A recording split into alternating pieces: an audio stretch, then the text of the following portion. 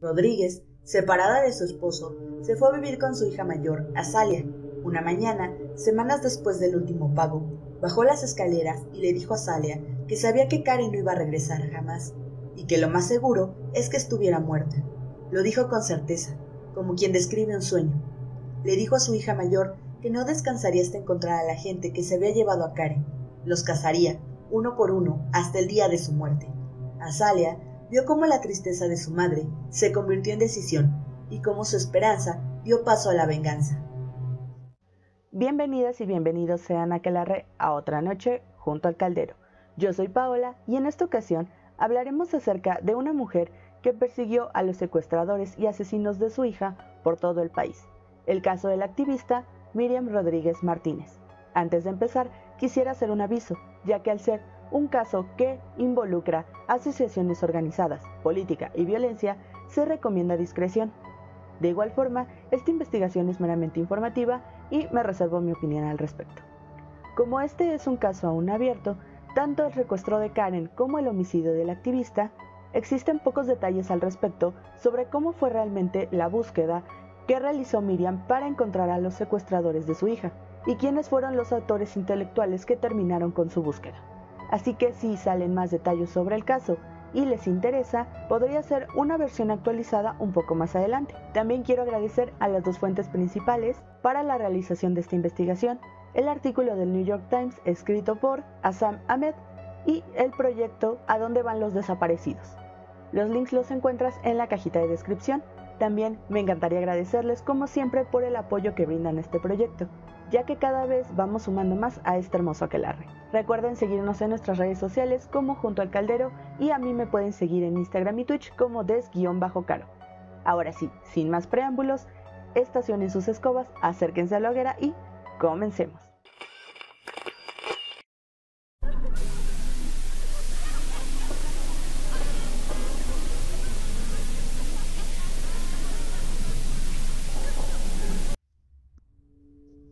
Karen Alejandra Salinas Rodríguez desapareció a los 16 años en enero del 2014 en el municipio de San Fernando, Tamaulipas, México. El 23 de enero, Karen se disponía a unirse al tráfico cuando dos camionetas se le emparejaron, una a cada lado, y la detuvieron. Hombres armados subieron entonces a la fuerza a su camioneta y se marcharon con ella a bordo. La llevaron a la casa familiar.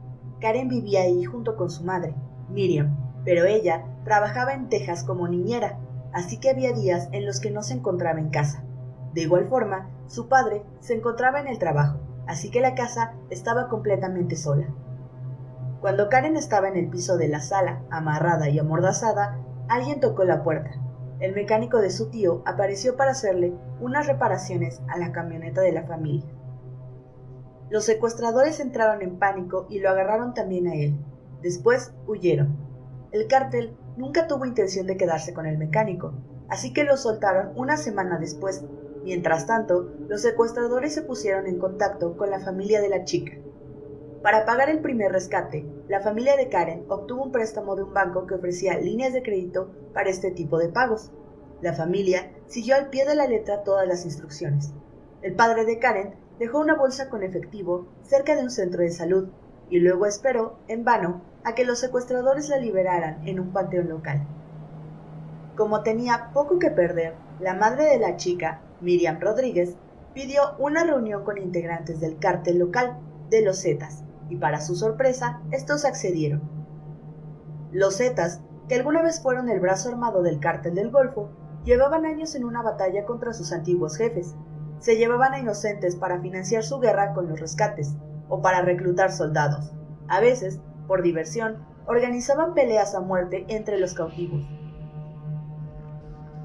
La reunión se llevó a cabo en un restaurante local llamado El Junior. Un joven delgado de no más de 19 años fue quien habló con Miriam. Esta le rogó que liberaran a Karen mientras, de tanto en tanto, el radio que el joven traía en el cinturón no dejaba de sonar. El chico insistió que el cártel no tenía a su hija, pero se ofreció a ayudar a localizarla por una cuota de $2,000 y Miriam la pagó. A través de la estática, ella por fin escuchó que alguien lo identificaba por su nombre: Sama. Después de una semana, Sama dejó de contestarle el teléfono. Otros llamaron y decían ser los secuestradores. Les pedían más dinero. Sin embargo, la familia dudaba que eso fuera a devolverles a Karen, pero igual enviaron el dinero.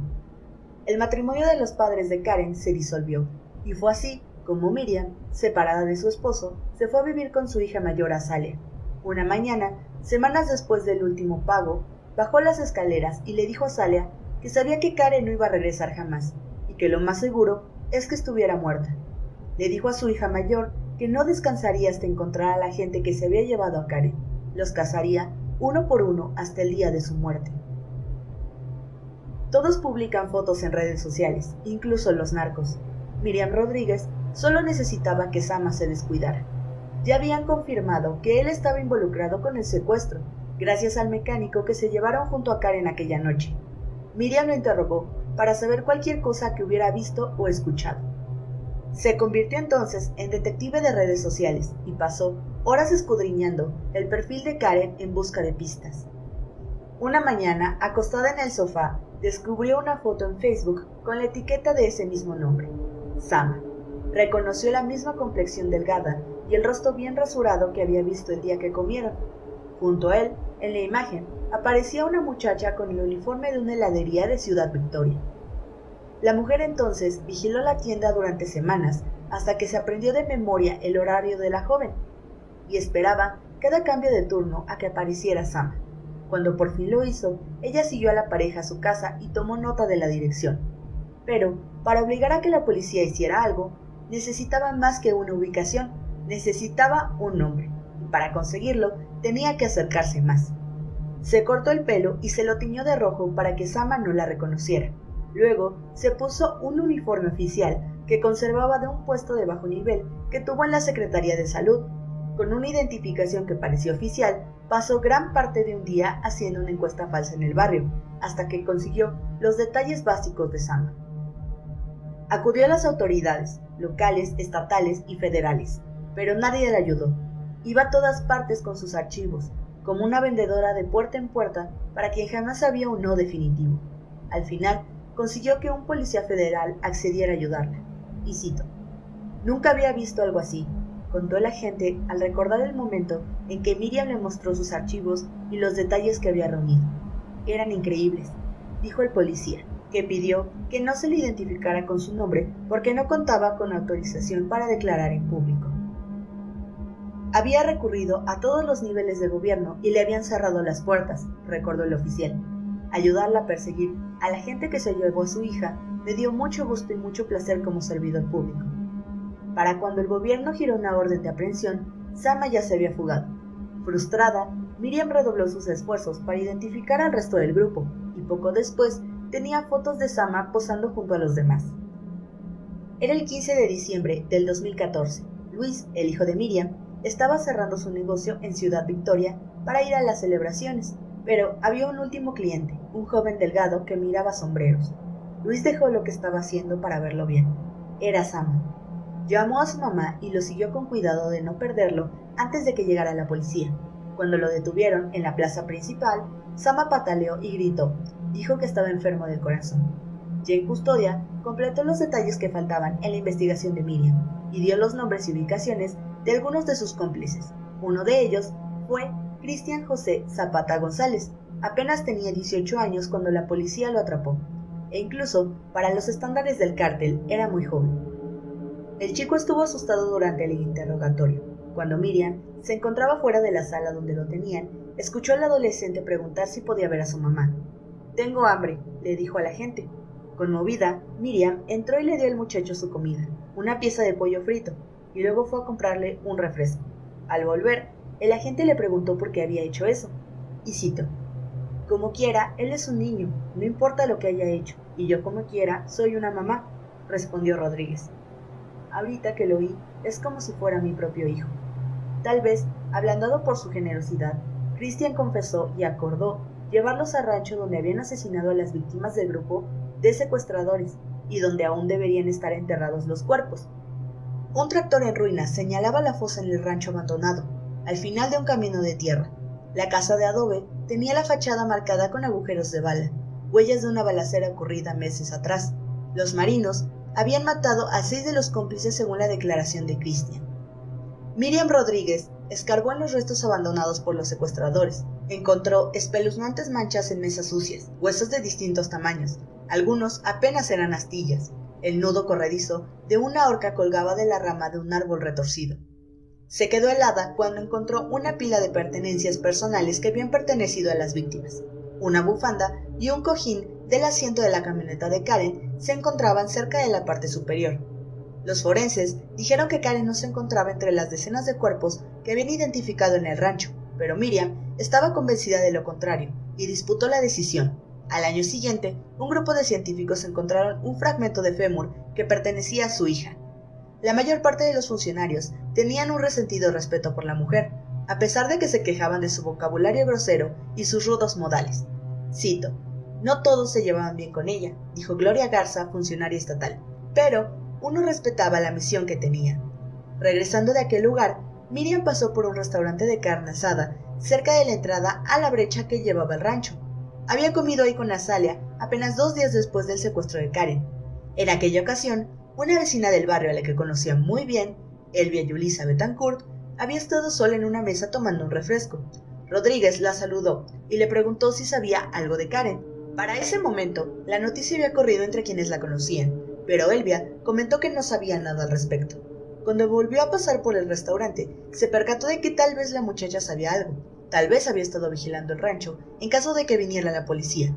Miriam investigó entonces a aquella vecina. Descubrió que Betancourt tenía una relación sentimental con uno de los secuestradores de Karen, que estaba preso por otro delito.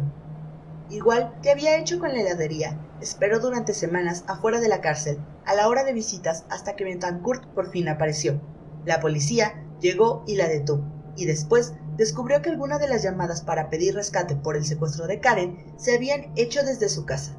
Con el pasar de los meses, Miriam siguió llenando el maletín con pistas que exprimía de los archivos del caso, pero el rastro se iba haciendo cada vez más tenue. Algunos de los culpables estaban muertos, otros en prisión por diferentes delitos. Los que seguían libres intentaban forjarse una nueva vida. En el caso de Enrique Joel Rubio Flores, fue como cristiano. Miriam Rodríguez fue a Aldama, un pueblito de 13,000 habitantes, y visitó a la abuela del muchacho. Con un suspiro, la anciana le dijo que el chico siempre anduvo en problemas, pero que al menos ahora iba a la iglesia. La mujer entonces comenzó a asistir a los servicios de la iglesia y ahí lo encontró. Cuando la policía llegó y lo detuvo dentro de la iglesia, los feligreses apenas podían creerlo. Uno le pidió clemencia a Miriam y ella se rió. Cito: ¿Dónde estaba su compasión cuando mataron a mi hija? La campaña pública que comenzó la activista Miriam Rodríguez no solo amenazaba a unos cuantos secuestradores, amenazaba el orden de las cosas en San Fernando. A menudo, sus amigos se preocupaban y le advertían que estaba yendo demasiado lejos. Cito: "No me importa si me matan", dijo una vez la activista. "Me morí el día que mataron a mi hija. Yo quiero terminar esto. Me voy a llevar a la gente que le hizo daño a mi hija y ellos me pueden hacer lo que quieran". En marzo del 2017, casi 2 docenas de convictos se escaparon del penal en Ciudad Victoria. Entre ellos estaban los asesinos de Karen, que fueron encerrados gracias a los esfuerzos de su madre. Miriam se preocupó y pidió protección al gobierno, el cual solo le asignó un patrullaje 3 veces al día alrededor de su casa y trabajo. A pesar del riesgo, la activista continuó con su investigación. Dio con otra de las responsables del secuestro de su hija, la cual trabajaba como niñera. Pasó días estacionada afuera de la casa de la familia, esperando a que la joven saliera. Orinaba en vasos y agotó la batería de su coche escuchando la radio en la oscuridad. Su hijo Luis dijo que tuvo que ir escondidas a la cuadra para pasarle corriente. Cuando la policía por fin detuvo a la muchacha, Miriam corrió tras ella, pero se tropezó y en su caída se rompió el pie. El Día de las Madres todavía lo tenía enyesado y estaba con muletas. A las 10:21 de la noche se encaminó a su casa. Había regresado con su esposo y vivían en la casa anaranjada, la misma donde Karen había residido.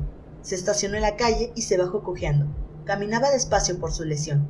Una camioneta Nissan blanca que llevaba 3 de los hombres que habían escapado de la cárcel se acercó despacio detrás de ella. Según el informe policial, dispararon 13 veces. Su muerte encarnaba la impunidad que afecta a la vida diaria en México, y el gobierno batalló para reaccionar. En unos meses 2 de los culpables fueron detenidos y un tercero fue abatido en una balacera, mientras aquellos que ordenaron su asesinato, que temían más su activismo que las consecuencias de matarla, siguen protegidos por el secreto. Su hijo Luis se obsesionó con saber quiénes eran, pero hasta él había aprendido la lección que parecía dejar el asesinato de su madre. Pide justicia solo hasta cierto punto. Cito: "No voy a cometer los mismos errores que mi madre". Aunque tomó el liderazgo del colectivo fundado por su madre, el movimiento colapsó en ausencia de ella. Algunos se fueron y crearon sus propios grupos, otros cayeron en un abismo de silencio, acallados por su asesinato. El asesinato del activista provocó indignación en México y el reclamo de organismos internacionales de derechos humanos. La muerte de la mujer, según señala la Comisión Nacional de los Derechos Humanos, confirma el incumplimiento de las autoridades para proveer seguridad y prevenir violaciones a los derechos humanos de quienes luchan por su defensa. El organismo solicitó medidas cautelares en favor de su familia y de los integrantes del colectivo que Rodríguez representaba. En un comunicado, el colectivo de familiares al que pertenecía Miriam Rodríguez denunció que la mujer pidió protección a diferentes instancias en Tamaulipas, como la Procuraduría, la Fiscalía, la Secretaría de Seguridad Pública y la Gobernación Estatal. En mayo del 2017, en la plaza central del municipio de San Fernando, se develó una placa en honor a Miriam Rodríguez, en la que se lee: "Aprendí que el coraje no es la ausencia del miedo, sino el triunfo sobre él. El hombre valiente no es aquel que no siente miedo, sino el que conquista el miedo". De acuerdo con la Fiscalía, 4 hombres ejecutaron el homicidio de Miriam Rodríguez. Estos fueron Alfredo Misael N., Edwin Alain N., Eric Leonel N. y Juan Manuel Alvarado N. 2 de los 4 eran reos que se fugaron del Centro de Ejecución y Sanciones de Ciudad Victoria el 22 de marzo del 2017. Salieron del centro de reclusión con la consigna de asesinar a la defensora de los derechos humanos. El 14 de mayo, 4 días después del asesinato, agentes estatales detuvieron a Alfredo Misael, propietario del vehículo usado por los homicidas.